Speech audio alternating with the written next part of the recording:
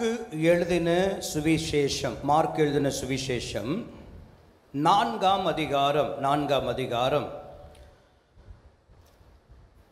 35ஆம் வசனம் முதல் 41ஆம் வசனம் முடிய நாம் வாசிக்க கேட்போம். அவர்களை நோக்கி, மீண்டும் வாசிங்க. அன்று சாயங்காலத்தில், எல்லாரும் வேதம் கொண்டு வந்த எல்லாரும் அந்த பகுதியை எடுத்துட்டு அதை கொஞ்சம் உங்கள் நெஞ்சுக்கு நேராக அப்படி வச்சு அப்படி பாருங்கள், பார்க்கலாம். அதான் ஒழுங்கான ஒரு முறை. கீழே வச்சுக்கிட்டு மடியில் வச்சுக்கிட்டு பார்க்குறது இல்லை, உங்கள் கையில் ஏந்தி. அன்று சாயங்காலத்தில் அவர் அவர்களை நோக்கி, அக்கறைக்கு போவோம் வாருங்கள் என்றார். அவர்கள் ஜனங்களை அனுப்பிவிட்டு அவர் படவில் இருந்தபடியே அவரை கொண்டு போனார்கள். வேறே படவுகளும் அவரோடு கூட இருந்தது. அப்பொழுது பலத்த சுழல் காற்று உண்டாகி படவு நிரம்பத்தக்கதாக அலைகள் அதன் மேல் மோதிற்று. கப்பலின் பின்னணியத்தில் அவர் தலையணையை வைத்து நித்திரையாய் இருந்தார். அவர்கள் அவரை எழுப்பி, போதகரே, நாங்கள் மடிந்து போகிறது உமக்கு கவலை இல்லையா என்றார்கள். அவர் எழுந்து காற்றை அதட்டி கடலை பார்த்து, இறையாதே, அமைதலாயிரு என்றார். அப்பொழுது காற்று நின்று போய் மிகுந்த அமைதல் உண்டாயிற்று.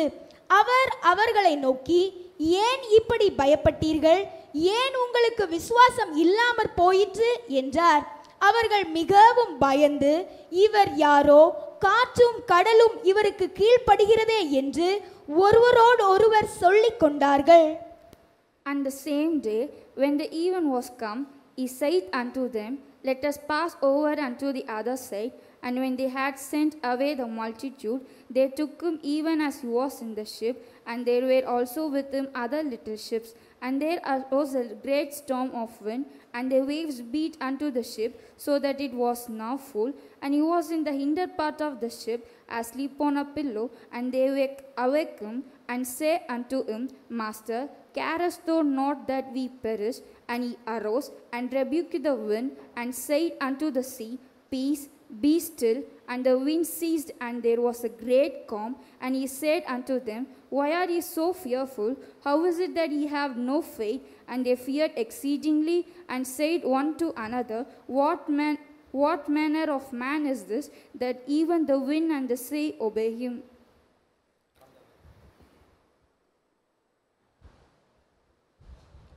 அந்த வேத பகுதியில் நம்முடைய கரங்களில் வைத்துக் கொள்ளுவோம். Let's take these verses in our hands. உள்ளத்தின் ஆழத்திலிருந்து and from the bottom of our hearts. எத்தனையோ முறை இந்த பகுதியை நான் வாசித்து இருக்கிறேன் ஆண்டவரே. Lord, I have read this verses so many times. எத்தனையோ முறை இந்த வசனத்துல இருந்து பல சத்தியத்தை நான் கேட்டிருக்கிறேன் ஆண்டவரே. And I have listened to many truths from this passage. என்றாலும் but still, O Lord, இன்றைக்கு today உம்முடைய வார்த்தையை கேட்க என் உள்ளம் விரும்புது. My heart desires to hear your words. இந்த பகுதியிலிருந்து என்னோடு நீர் என்ன பேச விரும்புகிறீரோ நீர் பேசுவீராக. Lord, whatever you desire to speak from this passage, please speak to us. இந்த வேதத்தின் மகத்துவங்களை அறிந்து கொள்ள எங்கள் கண்களை திறந்தருளுவீராக. Open our eyes to learn the glory of your words. உம்முடைய வேதத்தின் அதிசயங்களை பார்க்க எங்கள் கண்கள் திறக்கப்படுவதாக. Lord, let our eyes be open to the wonders of your word. இயேசுவின் நாமத்தில் பிதாவே. In Jesus' name we pray, O Father. கர்த்தருடைய பரிசுத்தமுள்ள நாமம் மகிமைப்படுவதாக. May the holy name of our Lord be glorified. இன்றைக்கு நாம் வாசிக்க கேட்கப்பட்ட இந்த வேத பகுதியிலிருந்து ஒரு சத்தியத்தை நாம் கேட்க போகிறோம். We are going to listen to one truth from the passage that we have just heard.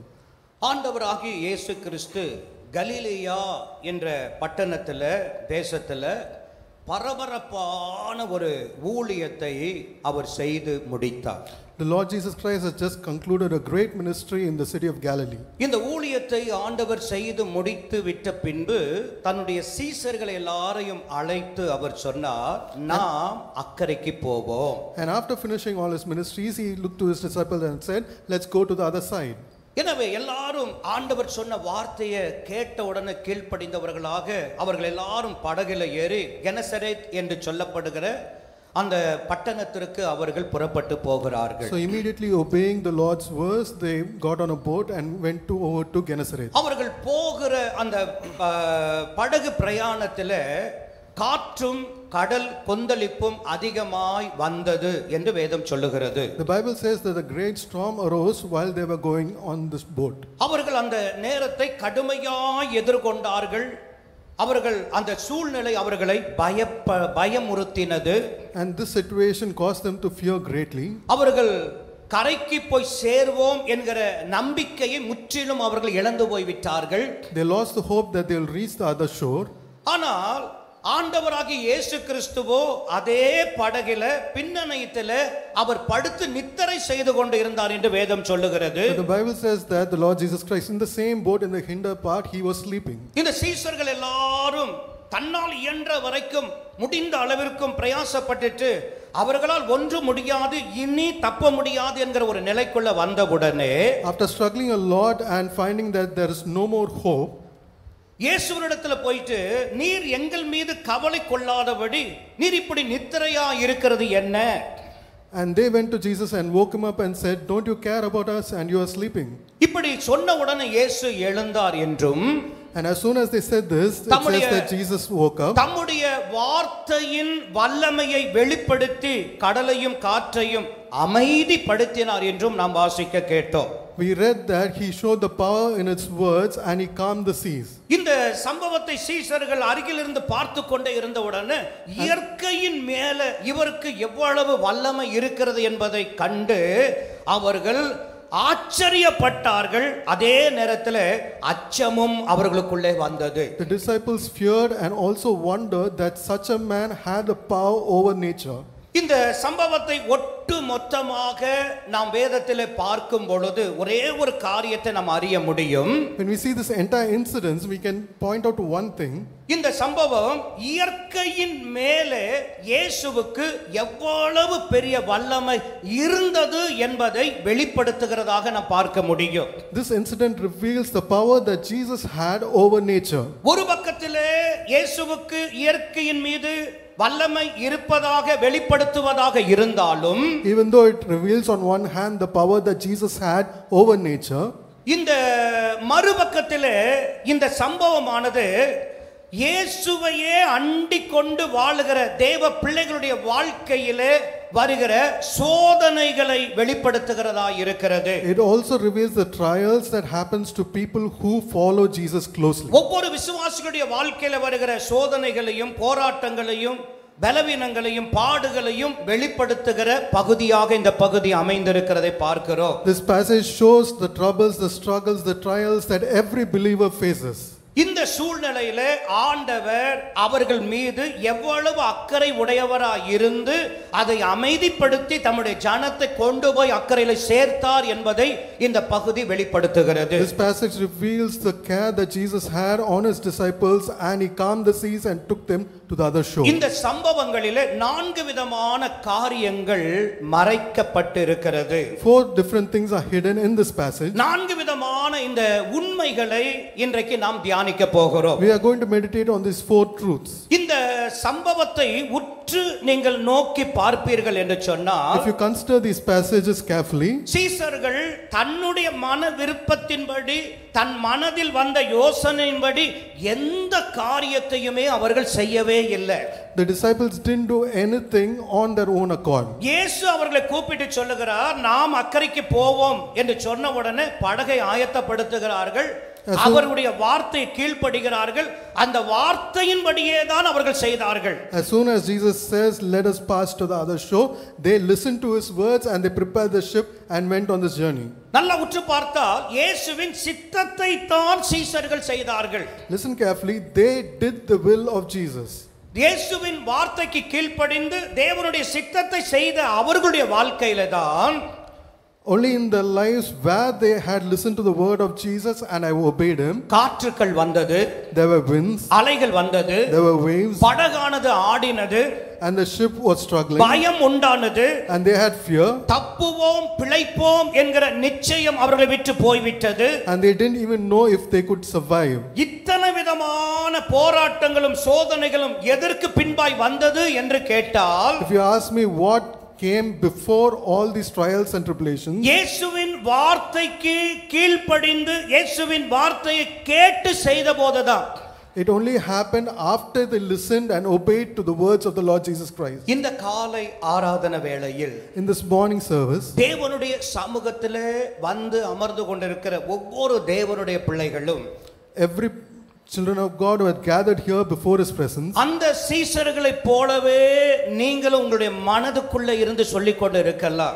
even like the disciples, you might be telling in your heart, அவருடைய வார்த்தையை கேட்டு தானே இந்த காரியத்தை நான் செய்தேன். I had listened to His words and only then I have done this thing. அவருடைய வார்த்தையை கேட்டு தானே நான் கீழ்ப்படிந்து நடந்தேன்.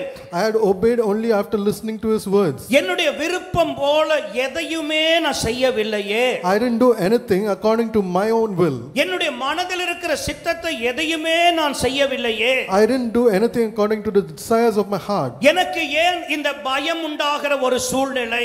Why is this scary situation for me? எனக்கு ஏன் இந்த பயங்கரமான ஒரு நிலைமை? Why is this terrible situation for me? எனக்கு ஏன் இந்த பெரும் சோதனைகள்? Why is this great trouble for me? எனக்கு ஏன் இந்த பெரும் போராட்டங்கள்? Why are these great tribulations for me? எனக்கு ஏன் இந்த வேதனை கஷ்டங்கள்? Why are these sufferings for me? என்று கேள்வியோடு கேள்வியை கேட்டுக்கொண்டு நீ இந்த ஆராதனையில் அமர்ந்து கொண்டு இருக்கிற. You might be sitting in this morning service thinking like this. இந்த மனநிலையோடு கூட உட்கார்ந்து இருக்கிற உங்களுக்கு தான் இன்றைக்கு கர்த்தர் உங்களோடு பேச போகிறார். Today you are sitting here with this mindset. The Lord is speaking கண்களை directly to you. மூடிக்கொள்ளுங்க, கண்களை மூடிக்கொள்ளுங்க. Just close your eyes. யாரும் கண்ணை திறந்து பார்க்க கூடாது. Nobody should open their eyes now. உங்க மனதில் இருந்து இப்ப நீங்களே சொல்லுங்க. You yourself tell in your heart, உம்முடைய வார்த்தையை கேட்டுதானே இதை நான் செஞ்சேன். Lord, I have listened to your words and I have done this.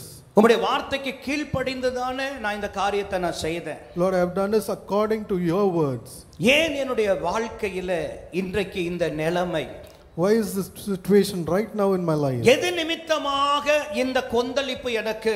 For what reason is this turmoil in my life? எது நிமித்தமாக இந்த பயங்கரமான சூழ்நிலை எனக்கு? For what reason is this terrible situation in my எது life? நிமித்தம் இந்த போராட்டம் எனக்கு? Why is this struggle in my life? ஏன் இந்த கஷ்டம் நஷ்டம் எனக்கு? Why this difficulty and loss in my life? இந்த கேள்வி உன் மனதில் நீ கேட்டுக்கொண்டே வந்த. You are continuously asking this question in your heart. தேவ சமூகத்துல வந்து நீ இருந்தாலும் உன் மனதுக்குள்ள இந்த கேள்வி இருந்து கொண்டுதான் இருக்கிறது. Even though you are in the presence of God, this question is racking your N mind. விருப்பம் போல செய்திருந்தா பரவாயில்லையே. If I would have done according to my desires, it would have been okay. கர்த்தர் பேசினதை தானே நான் செய்தேன். I did this because the Lord spoke. கர்த்தர் என்னோடு இடைப்பட்டதுனால தானே செய்தேன். Because the Lord intervened, I did this. என்கிற கேள்வி உன் மனதுக்குள்ள இருக்கு. This question is in your heart. கர்த்தர் உன்னோடு பேச விரும்புகிறார். The Lord desires to speak to you. ஒரு ஆமென் சொல்லுங்க பார்க்கலாம். Let's say amen. Hallelujah. Hallelujah. 4 காரியங்களை சுருக்கமாக உங்களுக்கு முன்பாக நான் கொண்டு வந்து முடிக்க விரும்புகிறேன். மார்க் எழுதின சுவிசேஷம் 4ஆம் அதிகாரத்தினுடைய 35 முதல் 37 வரைக்கும் உள்ள வசனத்தை இப்ப வாசிக்க கேட்கலாம். Gospel according to Mark அதே chapter 4. பகுதியை எடுத்து வச்சுக்கோங்க. நான் சொல்ற பகுதியை மட்டும் வாசிங்க. 4ஆம் அதிகாரம் 35 முதல் 37 வரைக்கும் வாசிக்க கேட்போம். Mark 4:35 to அன்று சாயங்காலத்தில் அவர் அவர்களை நோக்கி அக்கரைக்கு போவோம் வாருங்கள் என்றார். அவர்கள் ஜனங்களை அனுப்பிவிட்டு அவர் படவில் இருந்தபடியே அவரை கொண்டு போனார்கள். வேறே படவுகளும் அவரோடு கூட இருந்தது. அப்பொழுது பலத்த சுழல் காற்று உண்டாகி படவு நிரம்பத்தக்கதாக அலைகள் அதன் மேல் மோதிற்று. And the same day, when the even was come, he said unto them, Let us pass over unto the other side. And when they had sent away the multitude, they took him even as he was in the ship. And there were also with him other little ships. And there arose a great storm of wind, and the waves beat into the ship, so that it was now full. ஒரு கேள்வியை உங்களுக்கு முன்பாக நான் வைக்கிறேன். I want to place a question before you. புயல் வருகிறதை இயேசு முன்கூட்டியே அறிந்திருந்தாரா? Did Jesus know previously itself that there is a storm coming. சொல்லுங்க. புயல் வரும் என்பதை இன்னைக்கெல்லாம் பாருங்க மனுஷன் கண்டுபிடிக்கிறான். Man now can forecast. இத்தனாம் தேதி இந்த புயல் இந்த வழியில போகுதுன்னு மனுஷன் கண்டுபிடிக்கிறான். Man tells that this cyclone will take this path. இப்ப படகுல போங்கன்னு இயேசு போவோம் என்று சொன்னாரு. But Jesus is now telling let's go on this புயல் boat. வருகிறதை இயேசு முன்கூட்டியே அறிந்திருந்தாரா? Did Jesus have foreknowledge of the storm? சொல்லுங்க. அறிந்திருந்தார். நான் அடுத்த கேள்விலாம் கேட்பேன். சரி. நிச்சயமா இயேசு என்ன செய்தார்? அறிந்திருந்தார். புயல் வர்றது அவருக்கு தெரியுமா தெரியாதா? So definitely Jesus knew that there will be a storm. ரொம்ப அப்படியே கோவமா உட்காராதீங்க. கொஞ்சம் எதையாவது கோவமா வந்திருந்தா கூட சொல்லுங்க. புயல் வருகிறது இயேசு அறிந்திருந்தாரா? Did Jesus know that there was a storm? நிச்சயம் அறிந்திருந்தார். Definitely he knew. பொதுவாக வாழ்க்கையில ஒரு புயல் வருகிறது என்று சொன்னாலே In general in our life if a storm is coming, உலகம் ஒன்றை சொல்லும், ஊழியர்களும் ஒன்றை சொல்லுவாங்க. The world tells one thing, the ministers of God will tell another. ஏதாவது ஒன்று உங்க வாழ்க்கையில நடந்துருச்சுன்னு வைங்கல. When something happens in your life, ஏதாவது ஒன்று உங்க வாழ்க்கையில சம்பவித்ததுன்னு வைங்கல. and something happens in your life, உடனே என்ன சொல்லுவாங்க தெரியுமா? immediately what do they say? நீ சரியா ஜெபிக்கல. You didn't pray properly. நீ சரியா உபவாசிக்கல. You didn't fast. நீ சரியா ஆலயத்திற்கு வரல. You didn't come to church நீ regularly. சரியா ஆலயத்திற்கு வரல. You didn't come to church நீ regularly. ஐக்கியத்துல சரியாவே இல்ல. You are not proper in the நீ fellowship. ஊழியத்துல சரியா இல்ல. You are not proper in the ministry. அதனால தான் உன் வாழ்க்கையில இது வந்தது அப்படின்னு உடனே ஒரு பிரச்சனை வந்த உடனே அடுத்தவன் வந்து முதல்ல ஒரு குத்து குத்துவான். Immediately somebody hits you saying that you are not proper. இவங்க எல்லாவற்றையும் அறிந்து இருக்கிறது போல பேசுவாங்க. They speak as if they know everything. சில ஊழியர்களும் கீழ்ப்படியாததனால தான் புயல் வருது அப்படின்னு சொல்லுவாங்க. Some servants of God says that it's because of disobedience that the storm is come. உதாரணத்திற்கு யோனா தேவனுடைய வார்த்தையை கேட்டான், அவன் கீழ்ப்படியாம எங்க போயிட்டான்? நினைவுக்கு போன்னு சொல்றாரு. நினைவுக்கு இப்படி போனோம், அவன் எங்க போனா?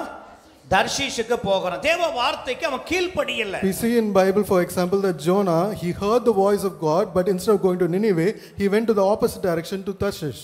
கீழ்ப்படியாமல் அவன் கப்பலில் ஏறி பிரயாணம் பண்ணி கொண்டு போகிற நேரத்துல when he disobeyed God and he was running on the sea, வேதம் சொல்லுகிறது கர்த்தர் பெருங்காற்றை வரவிட்டார் என்று வேதம் சொல்லுது. The Bible says that the God caused a great storm to come up. அப்போ கீழ்ப்படியாமல் போனவனுக்கு புயல் வந்தது.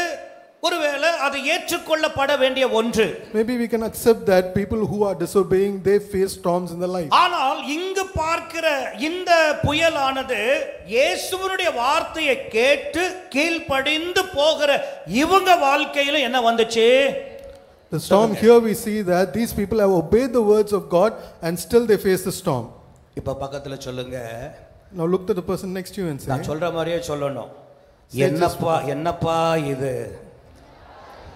அவர் வார்த்தையை கேட்டு கீழ்ப்படியாம போனாலும் புயல் வருது. even if you don't listen to him there's a storm. நீங்க சொல்றது எனக்கு திருப்தி இல்லை. நீங்க இப்படி சொன்னீங்கன்னா திரும்ப திரும்ப சொல்ல வச்சு 12:30 மணி ஆயிடும். நான் சீக்கிரமா அனுப்பணும்னு நான் விரும்புறேன். சொல்லுங்க பார்க்கலாம். என்னப்பா இது? இன்னும் சத்தமா என்ன? நான் ஹலோ கையை நான் வைக்கிற மாதிரி என்னப்பா இது? அவருடைய வார்த்தையை கேட்டு கீழ்ப்படியாம போனாலும் புயல் வருது. இந்த பக்கம் திருப்பிக்கோங்க. என்னப்பா இது? அவருடைய வார்த்தையை கேட்டு கீழ்ப்படிந்தாலும் புயல் வருது. There's a storm whether we listen to his word or we don't. இந்த புயலில் இப்ப சிக்கி இருக்கிறாங்களே, and these people who are caught in the storm, இவங்க யாருன்னு நீங்க நினைக்கிறீங்க? Whom do you think these people are? இந்த புயலிலே பயந்து கொண்டு இருக்கிறவர்கள் யார் என்று நீங்க நினைக்கிறீங்க? These people who are scared in the storm, who are these people? இவங்க யார் தெரியுமா? You know who these people are? இயேசு மாத்திரம் போதும், அவரை மாத்திரம் பின்பற்றணும்னு வந்தவங்க. These are people who said that Jesus is enough and they decided to follow him. இந்த மகிமையான இயேசுவை பின்பற்றுவதற்காக தன்னுடைய குடும்பத்தை கூட மறந்து வந்தவர்கள்.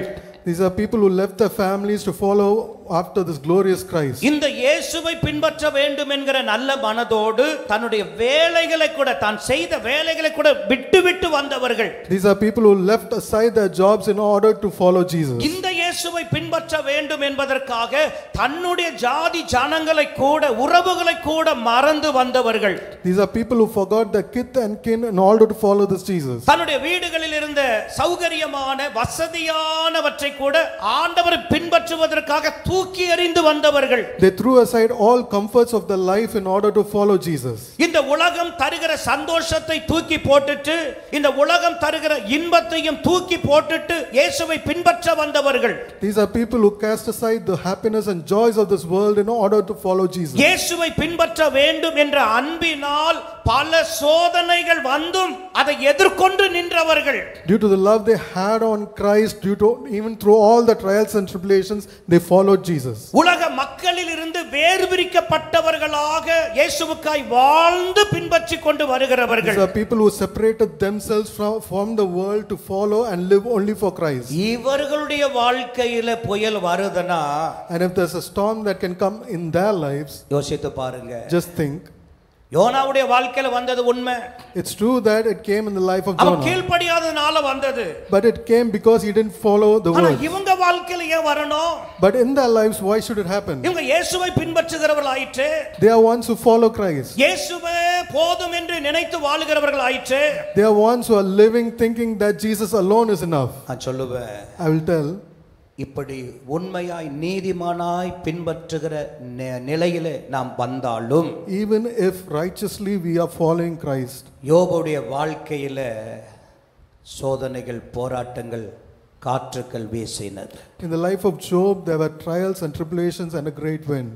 இத்தனை மேலான அனுபவங்கள் ஆண்டவரை பின்பற்றுகிறவர்களாய் ஆண்டவரோடு கூட இருக்கிற இந்த மேலான அனுபவம் நமக்குள்ள இருந்தாலும், Even though you have the glorious experience of following Christ, இந்த அனுபவங்கள் எல்லாம் நமக்குள்ள இருக்கிறதுனால நம்முடைய வாழ்க்கையில புயல் வராமல் போவது இல்லை. just because you have these experiences inside you doesn't mean that your life will not have any storms. வாழ்க்கையில புயல் வரத்தான் செய்யும். There will be storms in our lives. கர்த்தருக்கு கீழ்ப்படிவதும், Obeying God அவருக்காக சேவை செய்வதும், and ministering to Him, சோதனைகளில் இருந்து நம்மை தப்புவிக்கும் என்கிற உத்தரவாதத்தை நமக்கு கொடுப்பது இல்லை.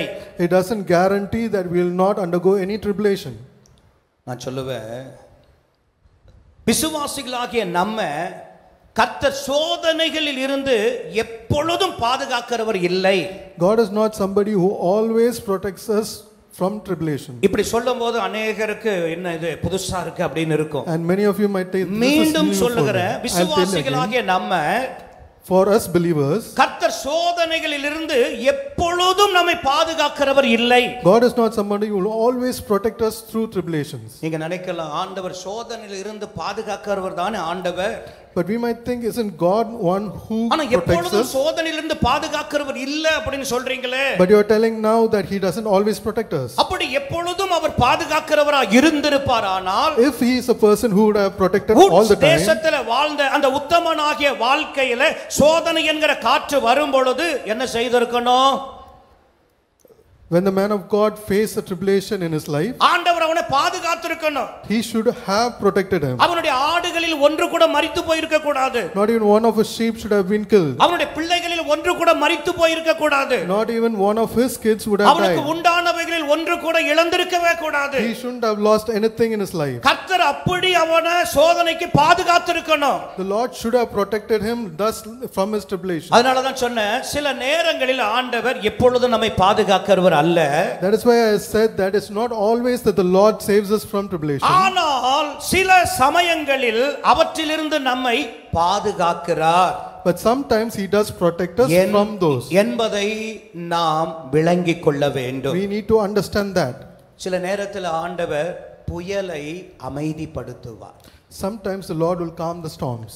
சில நேரங்களிலே புயலை வீச பண்ணி தமது பிள்ளைகளை அமைதிப்படுத்துவார். Sometimes He causes the storms to rise up and calms His children. இதில் முக்கியமானவை என்ன என்றால், The important thing in this is, மனதில் இவைகள் எல்லாம் நடப்பதை மனதில் போட்டு குழப்பிக் கொள்ள கூடாது. you should not put all these things and get confused in your mind. நான் சொல்லுவேன், கிறிஸ்து இல்லாமல் கரையில் இருப்பதை விட instead of being on the shore without Christ, மீண்டும் சொல்லுகிறேன், கிறிஸ்து இல்லாமல் கரையில் இருப்பதை விட, I repeat, without Christ even staying on the shore, புயலின் நடுவே கிறிஸ்துவோடு கூட படகில் இருப்பது நமக்கு பாதுகாப்பு. it is more protection for us to be with Christ even through the storm in the sea. எத்தனை பேர் விளங்கிக் கொள்ளுகிறீர்கள் என்று எனக்கு தெரியல. I don't know how many of you can மீண்டும் இந்த understand this. வார்த்தை நான் சொல்லுகிறேன், I'll tell you this again. கிறிஸ்து இல்லாமல் கரையில் நாம் இருப்பதை விட, Without Christ being on the shore, புயலின் நடுவே கிறிஸ்துவோடு கூட படகில் இருப்பது மிக சிறந்தது. there is more protection and it is better for us to be in the midst of the அதுவே sea during நமக்கு the storm. பாதுகாப்பான ஒன்று. This is our protection.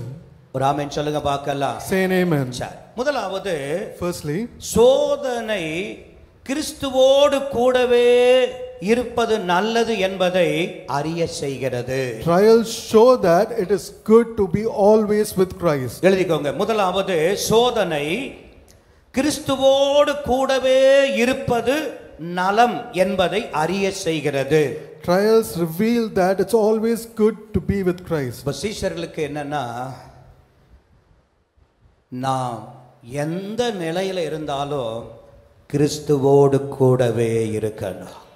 The disciples wanted in every situation to be just with Jesus. கிறிஸ்து இல்லாதபடி கரையில வாழுகிற வாழ்க்கை அல்ல. Not a life living on the shore without புயல் Christ. வந்தாலும், Even if the storm comes, காற்று வீசினாலும், even if the winds rise, அதனால் கொந்தளிப்புகள் உண்டானாலும், and if there's turmoils because of அதனால் that, பயங்கரங்கள் என்னை சூழ்ந்து கொண்டாலும், even if dangers surround, இவைகளின் நடுவிலே கிறிஸ்துவோடு கூடவே இருப்பது எனக்கு பாதுகாப்பு. in the midst of these, being with Christ is my protection. ஒரு ஆமென் சொல்லுங்க பார்க்கலாம். Say an amen. சரி, முதலாவது சோதனை கிறிஸ்துவோடு கூட இருப்பது நலம் என்பதை அறிய செய்கிறது. Firstly, trials show that it is good to be with இரண்டாவதாக, Christ. Secondly, அதே மார்க் 4ஆம் அதிகாரம் 38ஆம் வசனத்தை வாசிங்க. மார்க் 4:38. Mark 4:38. கப்பலின் பின்னணியத்தில் அவர் தலையணையை வைத்து நித்திரையாயிருந்தார். அவர்கள் அவரை எழுப்பி, போதகரே, நாங்கள் மடிந்து போகிறது உமக்கு கவலை இல்லையா என்றார்கள். And he was in the hinder part of the ship, asleep on a pillow. And they will awake him and say unto him, Master, carest thou not that we perish? இங்கு வாசிக்க கேட்ட இந்த வேத பகுதியில், In this verse that you have heard, சோதனைகளின் போது தேவன் நம்முடன் கூட இல்லாதது போல இருந்தது. it might seem that during trials, it might be like the Lord is not with அங்க us. படகு இருக்கிறது, The ship is there, சீஷர்கள் எல்லாரும் இருக்கிறார்கள், the disciples are there on காற்று the ship, வீசுகிறது, and the wind is blowing, அலைகள் கொந்தளிக்கிறது, and the waves are rising, படகு ஆடுகிறது. and the ship is being, பயமானது 12 சீஷர்களையும் பற்றி கொண்டது. and fear enveloped all the 12 disciples. 12 பேருக்கும் தப்புவோம் என்கிற நிச்சயமற்று போனவர்களாய் போயிட்டாங்க. And all these 12 disciples lost the hope that they will survive. பேதுரு சொல்லுகிறான், இந்த வலை இப்படி போடுங்க, இந்த நங்குரத்தை இங்க போடுங்கன்றான். Peter says that you put the oar here, you put it there. யோவான் அதே படகுல இன்னொன்றை சொல்லுகிறான். And John says some other thing. யாக்கோபு ஒன்றை சொல்லுகிறான். James says something else. Mark ஒன்றை சொல்லுகிறான். Mark says something மத்தேயு else. ஒன்றை சொல்லுகிறான். Matthew says something else. 12 பேரும் 12 காரியங்களை செய்து பார்த்துட்டாங்க. And all these 12 disciples have tried 12 different things. ஒரு பிரயோஜனமும் இல்லாமல் போய்விட்டது. And nothing was of use. இவங்க தான் பாடுபடுகிறாங்க, கஷ்டப்படுகிறாங்க. And they are facing so much of ஆனா difficulties. ஒருத்தர் என்ன செய்றாரு? But one person, சொல்லுங்க, என்ன பண்றாரு? what is he doing? நல்ல கொரட்டை விட்டு என்ன செய்கிறாரு? தூங்கிட்டே வரார். He is in deep sleep. அப்போ இந்த சம்பவத்தை நீங்க வாசிக்கும் பொழுது என்ன தெரியுது அப்படின்னா, So what we know about this verse is 12 பேர் கஷ்டப்படுகிறாங்க, சோதனையில போராடி கொண்டு இருக்கிறாங்க. ஆனா இயேசு அவர்களோடு கூட இல்லாதது போல தனிமையாக்கப்பட்டவர் போல காணப்படுகிறார். it looks like only these 12 people are struggling in this difficult situation, but Jesus is not there. அவர்களை விட்டு பிரிந்தவரை போல காட்சி அளிக்கிறார். It looks as if Jesus is away from them. நான் சொல்லுவேன், I tell, மெய்யான தெய்வ பக்தி உள்ள பக்தருடைய வாழ்க்கையின் அடையாளம் இதுதான். this is the identification of a true saint of God. தேவனுடைய இருதயத்திற்கு ஏற்றவன் என்கிற சாட்சியை தேவனிடம் இருந்து பெற்றவன் தாவீது. David is a man who won from God the title that he is from my heart. அவன் சொல்லுவான், என் தேவனை நான் எப்பொழுதும் எனக்கு முன்பாகவே நான் வைத்திருக்கிறேன். I have kept the Lord by my side.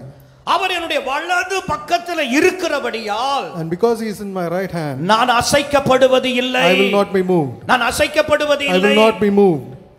அது மாத்திரமல்ல, Not only that, எந்த காலங்களிலும் நான் கர்த்தரை ஸ்தோத்தரிப்பேன். in any time I will praise the Lord. சந்தோஷமான காலமானாலும், Even if it's joy, வறட்சியான காலமானாலும், even if it's famine, நன்மையான காலமானாலும், even when it's good, தீமையான காலமானாலும், when it's bad, பதற்றமான காலமானாலும், when it's fear, அவன் சொல்றான், கால நன்மைக்கு மாத்திரம் இல்லை, எந்த காலத்திலும் நான் தேவனை ஸ்தோத்தரிப்பேன் என்று சொல்லுகிறான். not only for good, every time I will praise the Lord. தேவனை இடைவிடாதபடி ஆராதிக்கிற அனுபவம் உடையவனாய் தாவீது இருந்தான். David was a man who experienced the unstoppable praise. தன்னுடைய சிறு வயது முதற்கொண்டு தேவனையே நம்பி வாழ்கிறவனாய் இருந்தான். He was a person from his childhood who always believed and trusted in the Lord. தேவன் தன்னை விட்டு போனதாகவும் தேவன் தன்னை மறந்ததாகவும் இப்ப புலம்புகிறான்.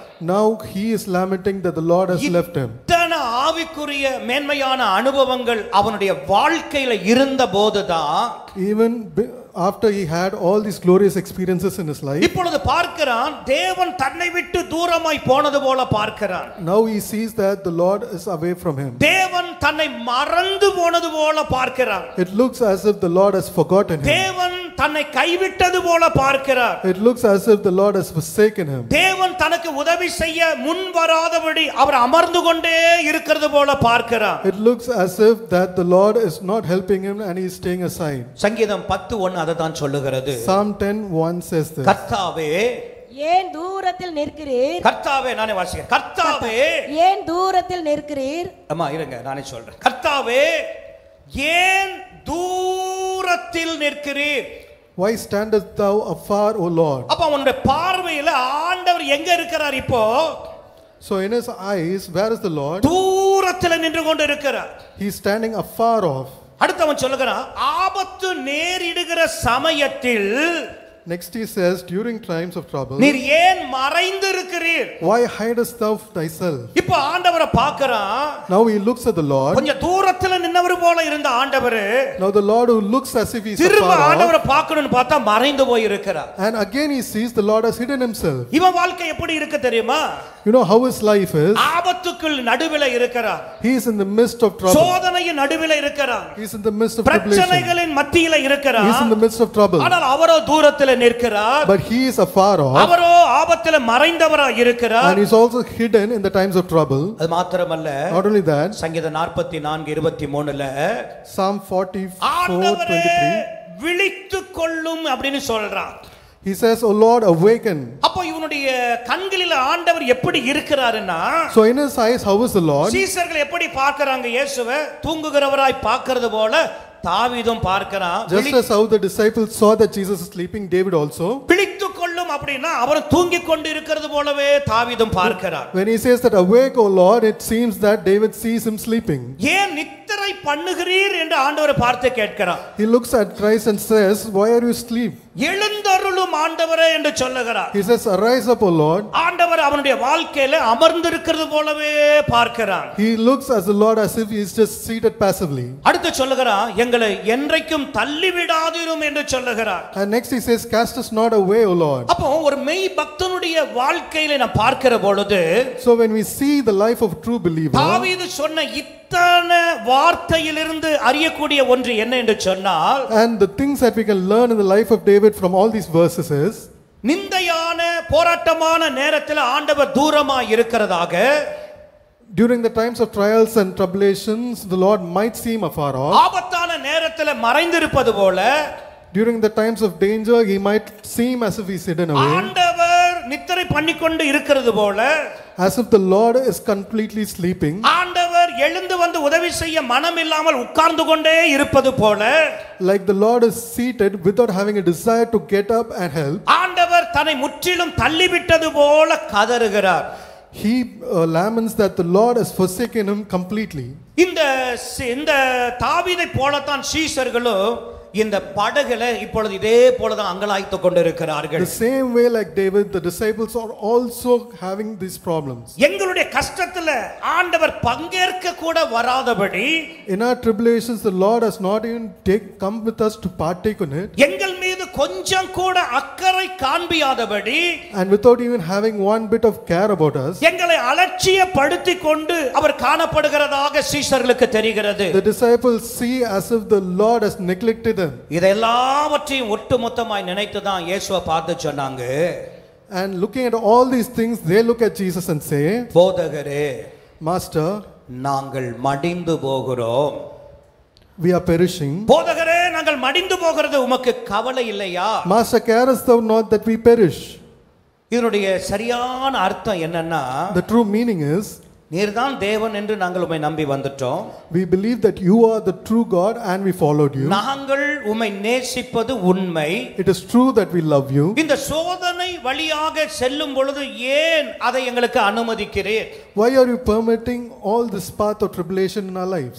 நீர் என்னை பார்த்து கொண்டுதான் இருக்கிறீர் என்று கேட்பது போல இருக்கிறது. It looks as if you are the one who is just looking into this.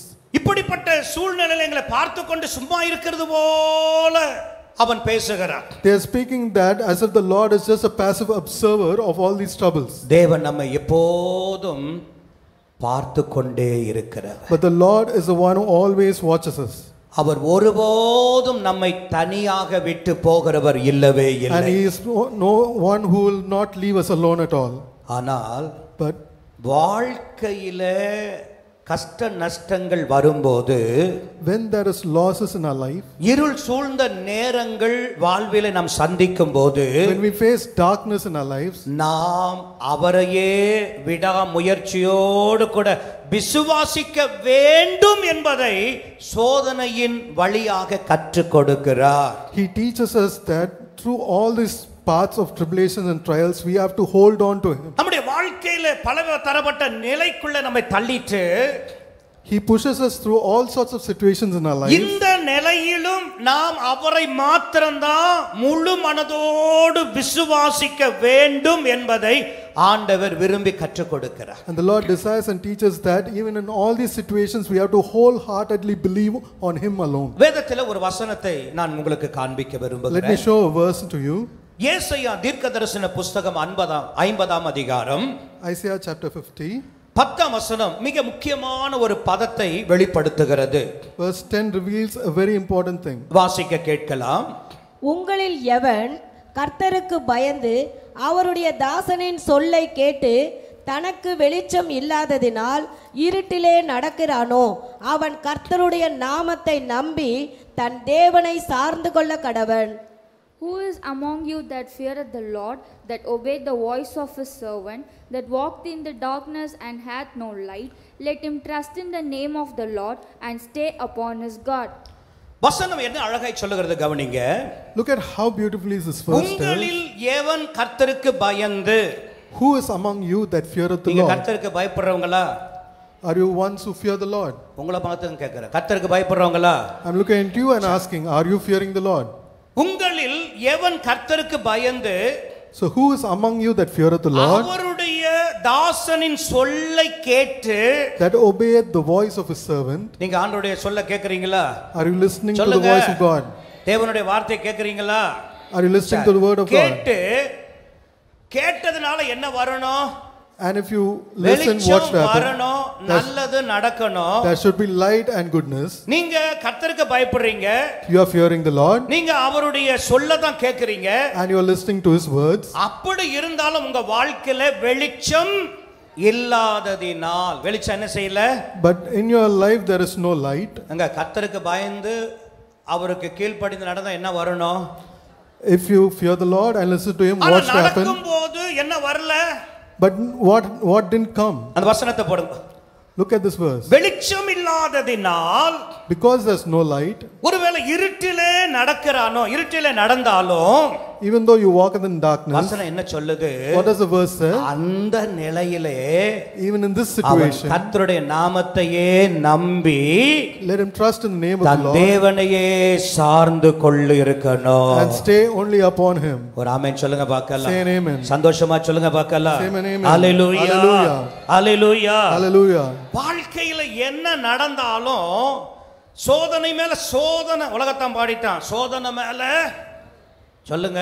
Whatever happens in life, you may சோதனை have மேல trials after சோதனை, trials. போதுமாடா சாமி, வேதனை தான். எங்கேயோ போயிட்டீங்கல்ல, இப்போ எங்கேயோ போயிட்டீங்க நீங்க. உலகத்தான் பாடிட்டான். ஆனா நான் சொல்றேன், நம்ம அவனை போல போதுமாடா சாமி இல்ல.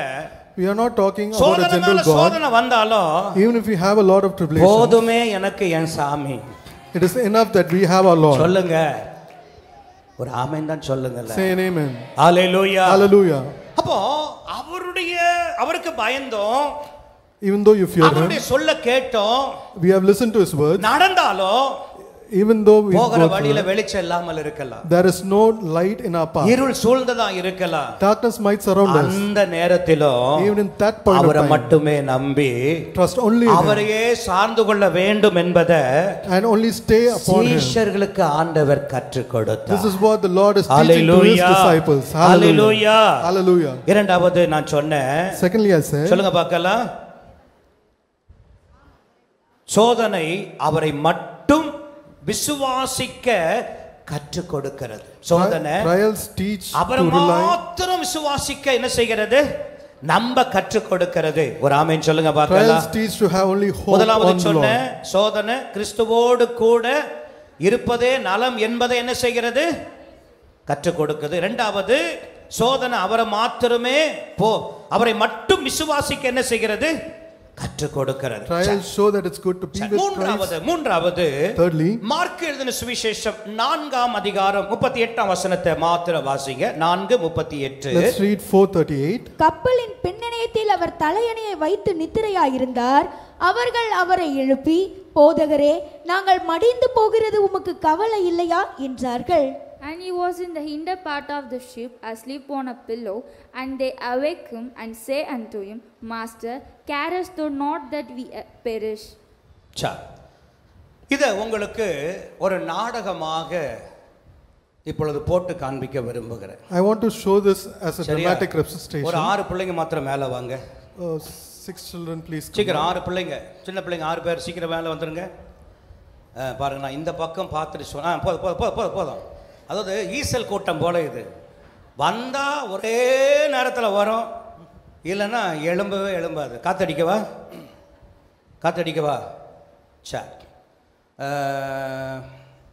சரி முன்னாடி போயிடுங்க, எல்லாம் முன்னாடி போங்க. அந்த முன்னாடி நல்லா முன்னாடி போயிடுங்க. சரி 2 4 5 6 7 8 9 10 11 12. சரி எல்லாம் இந்த பக்கம் வந்துடுங்க. Right, okay. 12, இன்னும் 1 வேணும், 1 தான் வேணும். ரைட், வந்தாச்சு. ரைட், போதும். ஆமாம், இது எக்ஸ்ட்ரா. சரி, அது கொசுரு. ரைட், சரி நல்லா கவனிங்க. ஏம்மா, நீ தனியாக போய் படுத்துக்கோ, அங்கே போய் தனியாக படுத்துக்கோ. ரைட், சரி நல்லா கவனிங்க. Now listen carefully. என்ன படுக்கலையா? சரி, என்ன சொல்லணும் உங்கள் பாஷையில் தெரியலையே. சரி ரைட், ஓகே, நல்லா கவனிங்க. Listen carefully.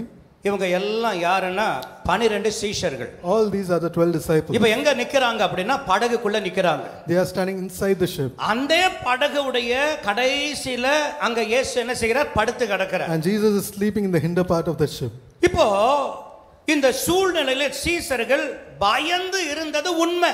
It is true that the disciples are afraid. முதல்ல இருக்கிறது பேதுருன்னு சொல்லலாம், மொட்டத்தல பேதுரு. Firstly there's Peter. விபிஎஸ்க்குலாம் நல்லா தான் வந்தான். சரி பரவாயில்ல. சொல்லுங்க பார்க்கலாம். முந்திரி கொட்ட பேதுரு, அடுத்து யோவான், Second is John, அடுத்து மத்தேயு, next is Matthew, mark, Mark, லூக்கா. இப்படி 12 சீஷர்கள். So all these 12 disciples, இந்த 12 சீஷர்களும் பயந்தது உண்மை. it is true that all these 12 disciples இந்த were afraid. 12 சீஷருடைய உள்ளத்துல கலக்கம் இருந்தது உண்மையிலும் உண்மை. It is true that there is turmoil in the hearts of all these disciples. இந்த 12 சீஷர்களுடைய சூழ்நிலையில நம்பிக்கை அற்று போனது உண்மை. It is true that all the situation seems hopeless. இந்த 12 பேரும் விசுவாசம் இல்லாமல் இருந்த விசுவாசம் கூட அவர்களுக்கு எல்லாமே அற்று போய் விட்டது. And they have lost all faith that they had. ஒரே வரியில சொல்லணும்னா, if I say in one sentence, இவங்க எல்லாரும் ஒரு பின்மாற்றமான ஒரு நிலைக்குள்ள வந்துட்டாங்க. They have come to a place of backsliding. நம்மளாலையும் தாண்டி போக முடியல. We cannot go. ஆனா உதவி செய்கிறவரும் நம்ம கூட வந்து உதவி செய்ய வரல. And the one whom we relied on is not coming. முடிந்தது என்கிற ஒரே நிலைக்குள்ள அவர்கள் வந்துட்டாங்க. They come into a situation that everything is over. இப்படிப்பட்ட நிலையில் அவர்கள் வந்தாலும், even though they come in such a situation, வந்த அந்த சோதனை அவர்கள் வாழ்வில் என்ன செய்தது என்று கவனிச்சீங்கன்னா, if you look at what happened to the tribulation that இந்த happened in 12 their life, சீஷர்கள and among this 12, ஒருவன் போகிறான். one person goes, ஹலோ, நீ வா, போய் அந்த அம்மா எழுப்புமா, நல்ல வேகமாடிச்சு. சரி, இப்போ என்ன செய்யறாங்க? so what do they சொல்லுங்க, என்ன do? செய்யறாங்க? What do they do? இயேசு தூங்கி கொண்டு இருக்கிறார். Jesus is sleeping. ஒரு சீடன் போய், ஆண்டவரே, நாங்கள் எல்லாரும் மடிந்து போவது உமக்கு கவலை இல்லையா அப்படின்னு அவர் போய் என்ன செய்தாங்க? And the disciple goes and எழுப்பினாங்க. wakes him up saying, carest thou not that we perish? இதான வேதத்துல இருக்கு. Isn't this what is there in the இப்போ ஒரு verse? கேள்வியை நான் உங்களுக்கு கேட்க விரும்புகிறேன். So I want to ask a question ஏன்னா to you, இங்க இருக்கிற நீங்க எல்லாருமே வேத பண்டிதர்கள், because all of you know the verse well. வேத அறிவு உடையவர்கள். You have the knowledge of the word. அதனால உங்களை பார்த்து ஒரு கேள்வி கேட்க So I ask you விரும்புகிறேன். one question. இந்த சோதனை வந்த இந்த சோதனை இந்த மூன்றாவது என்ன செய்ததை இப்போ நீங்க பாக்குறீங்க? What is the third thing that you see?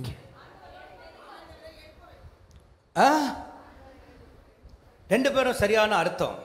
இந்த சோதனை என்ன பண்ணுது அப்படின்னா, சோதனையில் இருக்கிறனே அப்படின்னு அழல, Not crying that you are in trouble, சோதனையில் இருக்கிறனேன்னு 4 வீடு போய் சொல்லல, not going to 4 places and telling that I am in this trouble. சோதனையா இருந்தாலோ, But even though you have a trouble, இருக்கிறது கைவிடப்பட்ட நிலையில இருந்தாலோ, even though it seems that you have been left இருப்பது aside, தள்ளப்பட்ட நிலையில இருந்தாலோ, even though it looks like you have been இருப்பது forsaken, மூழ்கி போகிற ஒரு நிலைக்குள்ள இருந்தாலோ, even though the situation looks as if you have அந்த sunk, சோதனையான நேரத்துல கூட, even during this trial, அந்த வந்த சோதனை கிறிஸ்துவ பக்கமா இழுத்து கொண்டு போனது.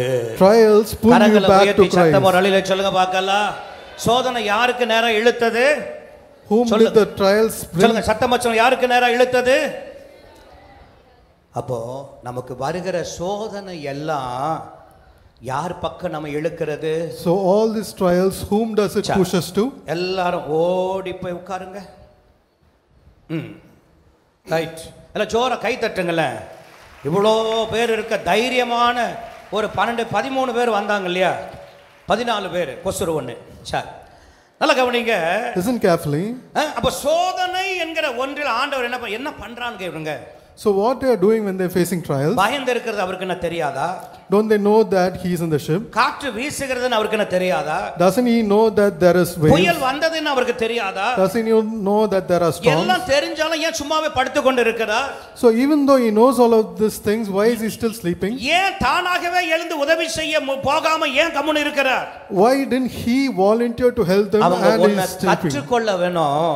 He wants to teach them something. எப்போ உன் வாழ்க்கையில கண்ணீர் வருதோ, When there's tears in எப்போ your life, உன் வாழ்க்கையில துக்கம் வருதோ, when there's sorrow in your life, எப்போ ஒரு கலக்கம் வருதோ, when there's sadness, உடனே நீ தேவன் கிட்ட போய் தேவனுடைய பாதத்துல போய் சேர்ந்து விட வேண்டும். immediately you need to go to the feet of the Lord. இன்றைய சபைகளில் 2 விதமான கூட்ட மக்கள் உண்டு. There are 2 groups of people in today's churches.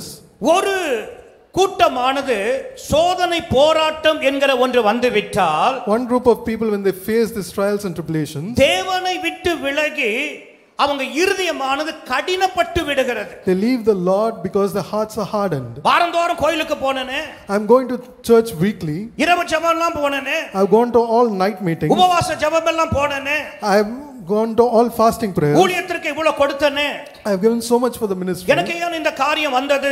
Why did I face this? எனக்கு ஏன் இந்த பெரும் அவமானம் வந்தது? Why this great humiliation for me? ஏன் இந்த பரியாசம் எனக்கு வந்தது? Why this tribulation ஏன் for என்னை me? கேவலமாய் பேசுகிறார்கள்? And they are speaking bad about me. ஏன் என்னை அவமதித்து பேசுகிறார்கள்? And they are disrespecting me. என்று சொல்லி இந்த சோதனை ஒரு கூட்ட மக்களை இருதயத்தை கடினப்படுத்தி தேவனை விட்டு விலகி போக செய்து விடுகிறது. These trials harden the heart of one group of people and make them leave the Lord. வேதம் வாசிக்காதபடி அவர்களை வேதத்தை விட்டு விலகி போக செய்கிறது. And they stop reading the word of God and they leave the word of God. ஜெபம் செய்ய விடாதபடி ஜெபத்தை விட்டு அது அவர்களை விலகி போக செய்கிறது. And it stops them from praying and leaving prayer line. இதுவரையும் இதுவரைக்கும் அவர்கள் செய்து வந்த ஊழியத்தை நிறுத்திவிட்டு ஊழியத்தை விட்டு விலகி போக செய்கிறது. It stopped them from doing all the ministries that I've been doing and leave அவர்கள் them. இருந்த நல்ல ஐக்கியத்தை விட்டு அவர்கள் விலகி போக செய்கிறது. It makes them leave all the good fellowship that they have. அதே சபையிலே இன்னொரு விசுவாச கூட்டம் உண்டு. The same church, there's another group.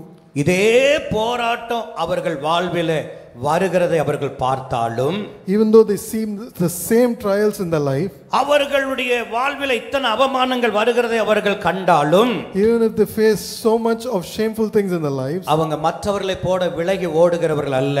they do not leave and run away like the other தேவனுடைய group. பாதமே தஞ்சம் என்று அந்த சோதனையான நேரத்தில் பயங்கரமான காற்றுகள் வேளையில தேவனுடைய திருப்பாதத்தில் போய் விழுந்து விடுவார்கள். But they recognize that their refuge is in the feet of the Lord Jesus Christ in the midst of all the storms. இந்த சம்பவத்திலே நான் சொல்லுகிற முக்கியமான ஒரு கருப்பொருள் என்ன என்று சொன்னால், The important and main point that I want to say in this situation தேவ is மனிதர்களுடைய வாழ்விலே வருகிற சோதனை, the trials that happen in the life of the men of God, தேவனுடைய வார்த்தை கேட்டு கீழ்ப்படிந்து செய்கிறவருடைய வாழ்வில் வருகிற சோதனை, the trials that come to people who obey and listen to the word of ஒரு God, மனிதனை தேவன் பக்கமாய் இணைக்கிறதாய் சேர்க்கிறதாய் இருக்கிறது. it leads to become one with Christ. இந்த உலகத்தில் வாழ்ந்த இயேசுவையும், The Christ who was in this world, இந்த உலகத்தில் வாழ்ந்த अनेक வேத சரித்திர பக்தர்களை நீங்கள் பார்ப்பீர்களானால், and if you see all the saints in history, நாம் சந்திக்கிற பிரச்சனைகள், போராட்டங்கள், சோதனைகள் அவர்களுடைய வாழ்க்கையில வந்தபோது when they also face the same trials, tribulations and அவர்கள் problems என்ன in their lives, செய்தார்கள் என்று கேட்டால், if you ask what they did, முதலாவது இயேசுவை எடுத்துக்கொள்ளுங்க. firstly take the example of அவருடைய Christ. வாழ்க்கையில இப்போ ஒரு சோதனையான பாதைகள் வழியாய் போக வேண்டிய நிலை. Now he needs to walk through a path of great tribulation. ஒரு சோதனையின் காலத்திற்குள்ள இயேசு வந்துட்டார்.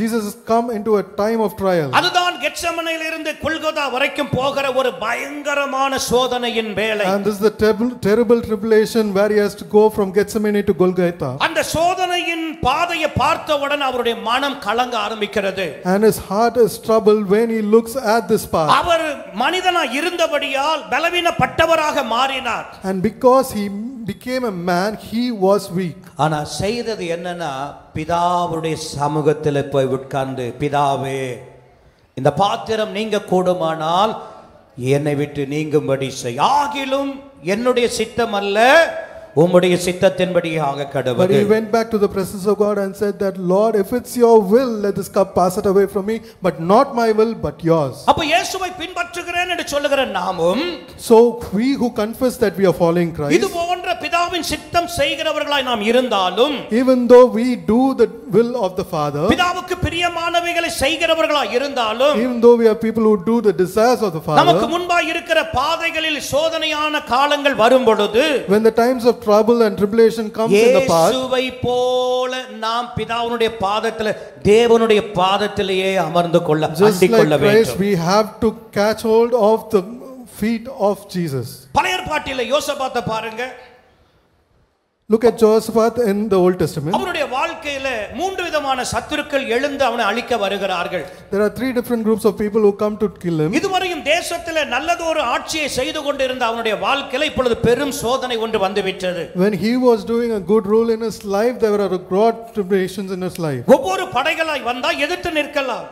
If there's one problem, you might face it. ஒரே நேரத்துல மூன்று விதமான படைகள் வருகிறது. But there are three different armies coming to face him. செய்வதறியாதபடி திகைக்கிறான். He didn't know what to do. அவன் சொல்றான், He says, அவரோடு எதிர்த்து நிற்க எனக்கு பலன் இல்லை. I do not have the strength to face them. பயங்கரமான ஒரு பயந்த ஒரு நிலைமை. There's a great fear in the situation. தோல்வியின் விளிம்பில நின்று கொண்டு இருக்கிறான். He is standing at the brink of defeat. அவன் என்ன செய்தான் தெரியுமா? You know what he did? அவங்க மூணு ராஜாக்கள் வருகிறாங்களா? The three kings are coming. நாம் நாலு ராஜாக்களை அழைப்போம் என்று ஓடல. But he didn't look for four other kings to சோதனை support him. காலத்துல But during this தேவனுடைய time, சமூகத்துல ஓடி தேவனுடைய பாதத்துல he விழுந்தான். ran to the presence of God and sat at his feet. இதுதான் ஒரு உண்மையான தெய்வ பிள்ளைகளுடைய உண்மையான ஆவிக்குரிய நிலை. This is the true situation of any spiritual நம்முடைய man or woman வாழ்க்கையில of God. எல்லா காலங்களும் நன்மையா இருக்கும் என்று அல்ல. It is not that all our situations will always be good in our life. நம்முடைய வாழ்க்கையில நாம் நடக்கிற பாதைகள் எல்லாம் சமமா இருக்கும் என்று அல்ல. It's not that all the paths that we walk through will be smooth. மேடுகள் வரலாம், பள்ளங்கள் வரலாம். There might be valleys, there might be mountains. தடுமாற்றங்கள் வரலாம். There might be stumblings. எந்த சூழ்நிலையிலும் கர்த்தரையே சார்ந்து கொள்ள வேண்டும். In whatever situation we have to rely on the Lord alone. எசேக்கியாவுடைய வாழ்க்கையில பாருங்க. If you see the life of Hezekiah, 3 நாள் தான் இருப்ப, மரிச்சு போய்டுவே. You will be there only for 3 days, then you will die. அப்படிங்கற ஒரு வார்த்தை காதுல கேட்ட உடனே, as soon as he heard these words in his ears, உடனே நல்ல வைத்தியர்கள் யாராவது இருக்காங்களா? did he search for any good doctor? அரண்மனையிலே கொண்டு வந்து வைத்தியம் பார்க்கலாம்னு போகல. He didn't ask the physicians to come to the palace for treatment. அந்த கண்ணீரான காலங்களிலே கர்த்தரையே அண்டிக் கொண்டான், கர்த்தருடைய பாதத்திலே விழுந்தான். In these times of trouble he fell at the feet of the Lord. எஸ்தரை எடுத்துக்கொள்ளுங்க. Look at the life of Esther. தேசத்துல பெரும் அழிவு வருகிறது. There's a great destruction in the land. அதனால பெரிய கூக்குரல் உண்டாக போகிறது. And there'll be a great lamentation because of that. இது ஒரு இருண்ட காலமாய் கணிக்கப்படுகிறது. It says that this will be a dark time. அந்த கால சூழ்நிலையில அவள் தேவனுடைய பாதத்திலே விழுந்தாள். But at this situation she fell at the feet of the Lord. தாவீதை எடுத்துக்கொள்ளுங்க. Look at the life of David. சோதனையான காலங்களிலே தாவீது கர்த்தரையே சார்ந்து கொண்டான். During the times of trouble he relied only on the Lord. அருமையான கர்த்தருடையவர்களே, dear people of God, சோதனை நம்மை அவர் கிட்ட கொண்டு போகிற ஒன்றாய் இருக்கிறது. trials are something that will draw you near to the Lord. நான் சொல்லுகிறது எல்லாருக்கும் விளங்குமோ இல்லையோ தெரியல. I don't know if everyone will understand this or not. ஆவிக்குரியவர்களா இருந்து ஆவியோடு இந்த வசனத்தை கேட்கிறவங்களுக்கு நல்ல விளங்கும். This will people who are in spiritual நம்முடைய will வாழ்வில் understand வருகிற this. ஒவ்வொரு சோதனையும் தேவன் பக்கத்துல நம்மை கொண்டு போகிறது. The trials in our lives will take us near to the Lord. தேவனோடு நம்மை நெருங்க பண்ணுகிறது. It gets us closer to the Lord. ஒரு ஆமென் சொல்லுங்க பார்க்கலாம். Say an amen. Hallelujah, Hallelujah. Hallelujah, Hallelujah. Hallelujah, Hallelujah. அப்ப மூன்றாவது என்ன செய்கிறது என்றால், thirdly what does it do? சோதனை தேவனிடம் கிட்டி சேர உதவி செய்கிறது. Trials help you to become closer with God. அப்போ சோதனை வந்தது நல்லதா? So are the trials சொல்லுங்க, good? நம்ம நல்லதா? Is trials good? ரொம்ப ரொம்ப நல்லது. It is very good. கடைசியாக Lastly, ஒரு 5 நிமிஷம், just 5 minutes. மார்க் 4ஆம் அதிகாரம் Mark chapter 4, 39 முதல் 41 வரைக்கும் வாசிக்க கேட்போம். 39 to 41. அவர் எழுந்து காற்றை அதட்டி கடலை பார்த்து, இறையாதே, அமைதலாய் இரு என்றார். அப்பொழுது காற்று நின்று போய் மிகுந்த அமைதல் உண்டாயிற்று. அவர் அவர்களை நோக்கி, ஏன் இப்படி பயப்பட்டீர்கள்? ஏன் உங்களுக்கு விசுவாசம் இல்லாமற் போயிற்று என்றார். அவர்கள் மிகவும் பயந்து, இவர் யாரோ, காற்றும் கடலும் இவருக்கு கீழ்ப்படுகிறதே என்று ஒருவரோடு ஒருவர் சொல்லிக் கொண்டார்கள். And he arose and rebuked the wind and said unto the sea, Peace, be still. And the wind ceased, and there was a great calm. And he said unto them, Why are ye so fearful? How is it that ye have no faith? And they feared exceedingly, and said one to another, What manner of man is this, that even the wind and the sea obey him? இப்பொழுது இயேசுவை அவர்கள் எழுப்பினார்கள். Now they awakened Christ. உடனே இயேசு எழுந்தார். Immediately Jesus woke up. உடனே காற்றையும் கடலையும் அமைதிப்படுத்தினார். And he calmed the winds and the waves. அதை கண்ட உடனே அவர்கள் ஆச்சரியப்பட்டார்கள். And as soon as they saw this, they were wondering. கடலும் இவருக்கு கீழ்ப்படுகிறதே என்று ஆச்சரியப்பட்டார்கள். They are wondering that the winds and the sea are obeying him. நாலாவது சுருக்கமாய் சொல்லுகிறேன். Shortly I'll tell the fourth point. சோதனையானது தேவனுடைய பண்புகளை பற்றி அறிய செய்கிறது. Trials reveal the characteristics of God. தேவனுடைய பண்புகளை பற்றி அறிய செய்கிறது. Trials reveal the characteristics of God. இதுவரைக்கும் அவர்கள் இயேசுவை எப்படி பார்த்தார்கள் என்றால், Till now they have looked at Jesus. அவர் தூங்கிக் கொண்டு இருக்கிறதாகவும், They saw him sleeping. அவர் தனக்கு உதவி செய்ய வராதது போலவும் பார்த்தாங்க. And they looked as if he was a person who couldn't help them. ஆனா அந்த சோதனை அவர் பக்கத்துல கொண்டு போன போது, But when the trials brought them close to உடனே Jesus, அவர் எழுந்ததாகவும், immediately awoke. உடனே தனக்கு முன்பாக இருந்த அந்த காற்றையும் கடலையும் ஆண்டவர் அமைதிப்படுத்தினார். And immediately he calmed the winds and the waves. இது எதை காட்டுகிறது என்றால், What does this show? சீஷர்கள் மீது தேவன் அன்பு உடையவராகவும், It shows that Jesus had love on his disciples. அக்கறை உடையவராகவும் He had care கரிசனை உடையவராகவும் and he cared for them, இருக்கிறார் என்பதை புரிந்து கொள்ளும்படி செய்தது. and it made them understand that Jesus cared for them. இதுவரைக்கும் அவங்க தவறா இயேசுவை புரிந்திருந்தாங்க. Till now they had misunderstood Jesus. அதனால தான் கேட்டாங்க, நாங்க மடிந்து போகிறது உமக்கு கவலை இல்லையா? That's why they are asking him, don't you care that we are going நாங்க to perish? கஷ்டப்படுகிறது உமக்கு கவலை இல்லையா?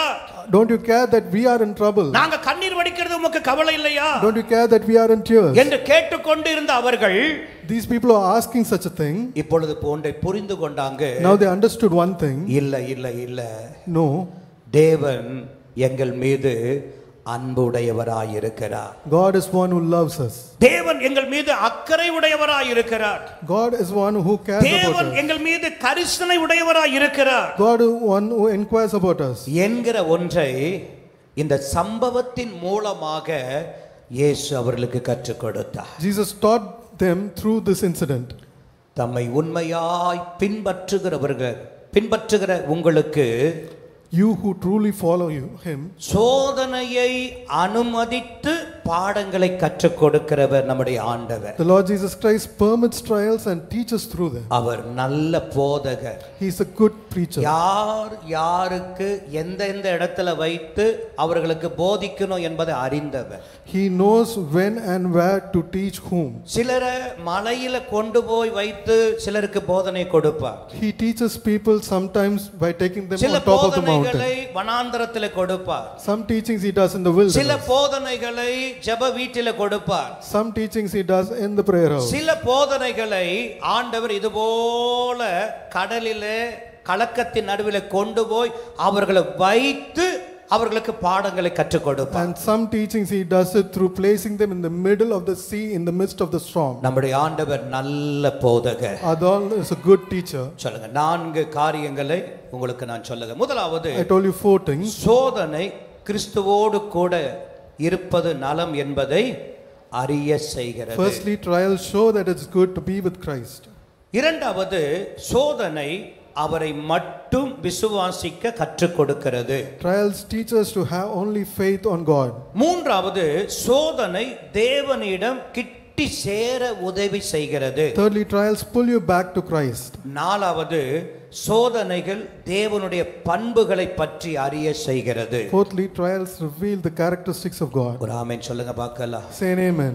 சோதனையின் ஆழங்கள், This is the depths of the trials. இந்த 4 அனுபவங்கள் ஆண்டவர் படகுல ஏற செய்து அவர்களுக்கு கற்றுக் கொடுத்தார். All these 4 different things the Lord permitted and taught them by making them go on this ship. நீங்க எத்தனை பேர் படகுல இருக்கிறீங்கன்னு எனக்கு தெரியாது. I don't know how many of you are in this ship. எத்தனை பேர் கடற்கரை ஓரத்துல நிக்கிறீங்கன்னு எனக்கு தெரியாது. I don't know how many of you are standing on the நீங்க shore. எந்த சூழ்நிலையில இருக்கீங்க எனக்கு தெரியாது. I don't know what your circumstances. ஆனா ஒன்றை மாத்திரம் நான் சொல்லுவேன். But I'll tell you one thing. தெய்வ பிள்ளைகளுடைய வாழ்விலே அனுமதிக்கிற சோதனை, The trials permitted in the life of the people of God, அனுமதிக்கிற சோதனை, the trials permitted by God, ஒரு நாள் உன்னை அழிக்க அல்ல, will never, உன்னை உருவாக்கத்தான் செய்யுமே தவிர, உன்னை உருமாற்ற செய்யுமே it will தவிர, only transform you, it will ஒரு not நாள் destroy நீ you. உருக்குலைந்து போவது இல்லவே You இல்லை. will never be destroyed. Hallelujah. Hallelujah. நம்ம எல்லாரும் அப்படி எழுந்து நிற்கலாம். Let's all rise up. எல்லாரும் அப்படி எழுந்து நிற்கலாம்.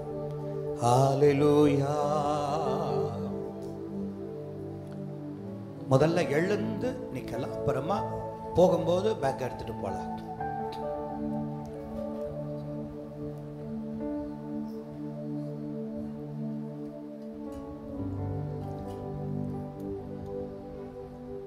கண்களை மூடிக்கொள்வோம். Let's all close our eyes. எல்லாரும் எழும்போம். எத்தனை முறை சொல்ல வேண்டியதுக்கு பார்த்தீங்களா? எழும்போன்னு.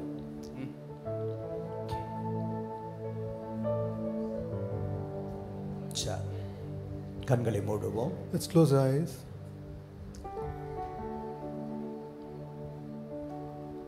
அன்று இயேசு கலிலேயா நாட்டிலே தன்னுடைய பரபரப்பான ஊழியத்தை முடித்துவிட்டு, The Lord Jesus Christ finished his wonderful ministry in Galilee.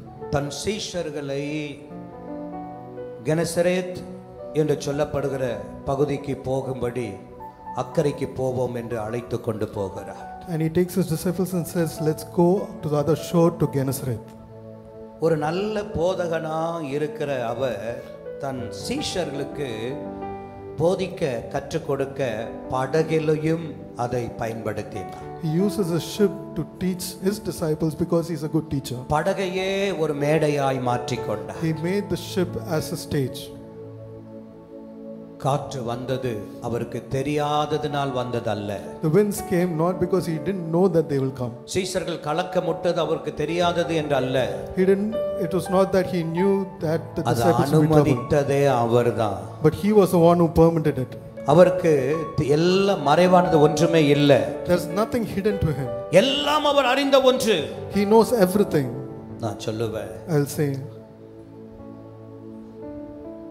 தேவனுடைய வார்த்தை நம்பிக்கையில் படித்து வந்த போது தான் சோதனை காற்று வந்தது. the trials came only after they listened to the word of God. சோதனை காற்று என்பது ஆண்டவருடைய வார்த்தை கேளாமல் போகிறவர்களுக்கு மாத்திரம் அல்ல.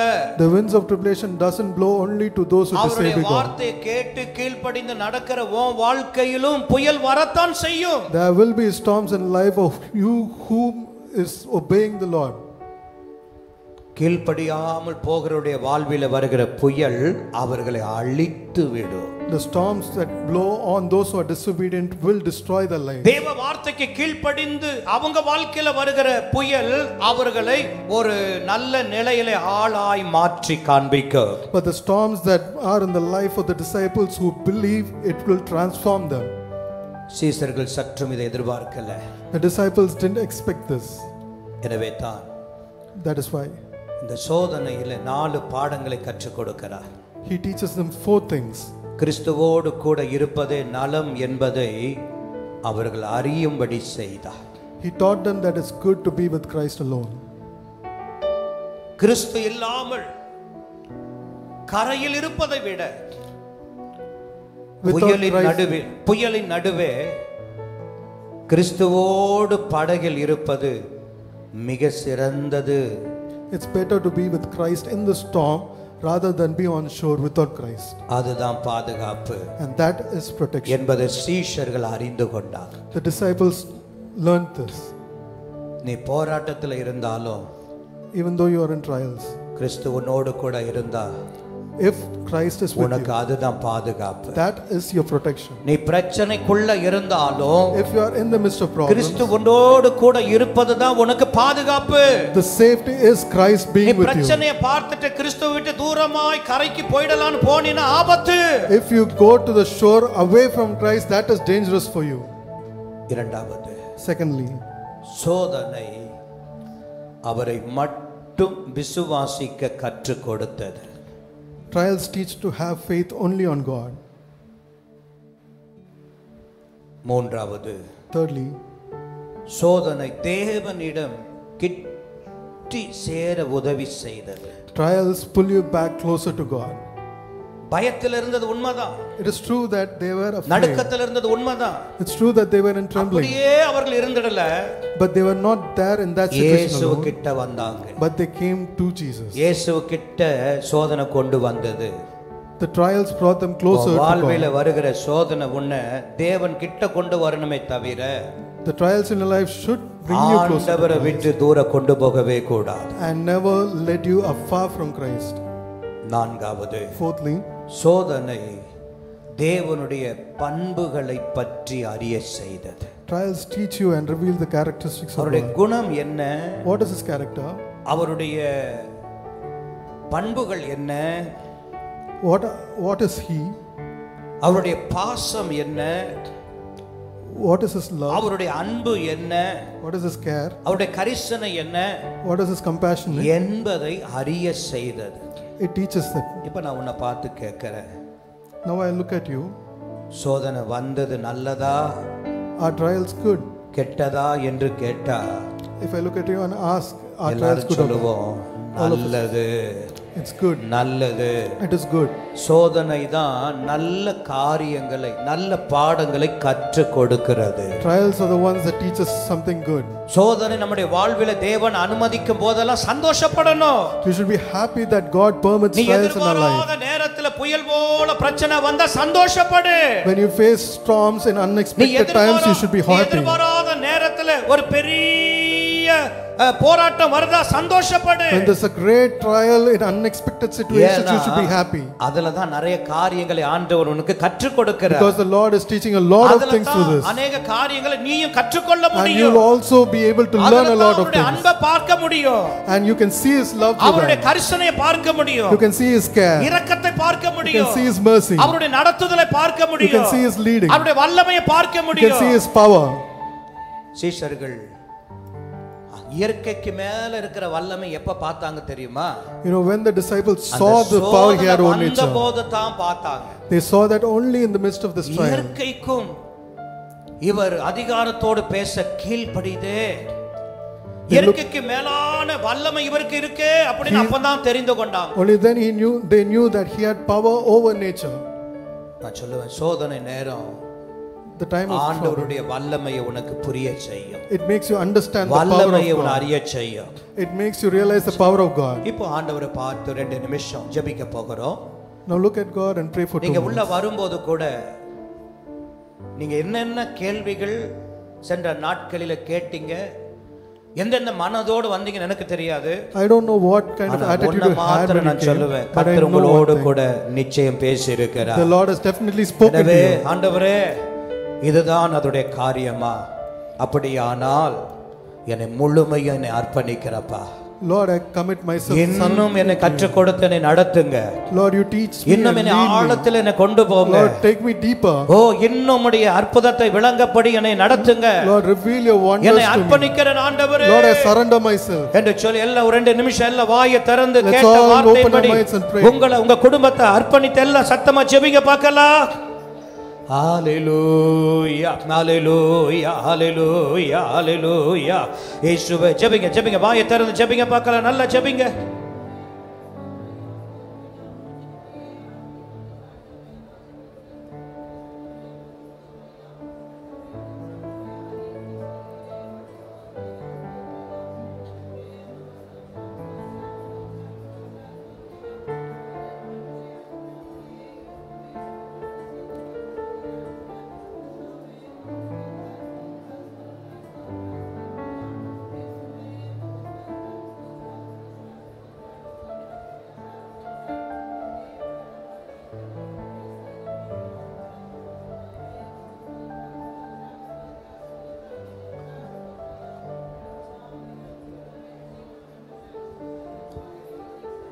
நன்றி ஆண்டவரே, நன்றி ஆண்டவரே. ஹalleluya. நன்றி அப்பா, நன்றி ஆண்டவரே, நன்றி ஆண்டவரே, நன்றி ஆண்டவரே. உன்னுடைய கேள்விக்கெல்லாம் ஆண்டவர் பதிலாய் மாறி இருக்கிறார். The Lord has answered all your questions. உன்னுடைய மனதில் நீ எதையெல்லாம் நினைத்து வந்தியோ கர்த்தர் உன்னோடு தீர்க்கமாய் பேசி இருக்கிறார். The Lord has spoken to you definitely whatever you had in your mind. வரும்போது உன் மனதில் இருந்த கலக்கம் இப்ப இல்ல. The anxiety you had in your mind when you came is not there. வரும்போது ஒரு பாரம் உன் மனதை அழுத்திக் கொண்டு வந்தது, இப்போ அந்த பாரம் இல்ல. There was a burden pressing on your heart when you came, but that burden is no காரணம் more. என்னடா? அந்த வார்த்தை உன்னை விடுதலையாக்கி இருக்கிறது. The word has made you free. அவருடைய வார்த்தை உன்னை லகுவாய் மாற்றி இருக்கிறது. His word has relieved you. ஒருபோதும் நீ சோதனையில் அழிந்து போகிறவன் அல்ல. You will not be destroyed in the times of சோதனையை trouble. அனுமதிப்பதே பாடங்களை கற்றுக்கொள்வதற்காக. He permits all these trials in order to teach you. அவைகளின் மூலம் அவருடைய வல்லமை என்ன என்பதை புரிந்து And கொள்வதற்காக. through this you will understand His power. நீ ஸ்திரப்படுவதற்காக, In order to strengthen நீ you. உறுதிப்படுவதற்காக, In order to make you firm. நீ சாட்சியாய் நிற்பதற்காக. In order to make you a witness. கரங்களை தட்டி தேவனை மகிமைப்படுத்துவோம், கரங்களை தட்டி தேவனை மகிமைப்படுத்துவோம். ஹalleluya ஹalleluya ஹalleluya. நன்றி நன்றி.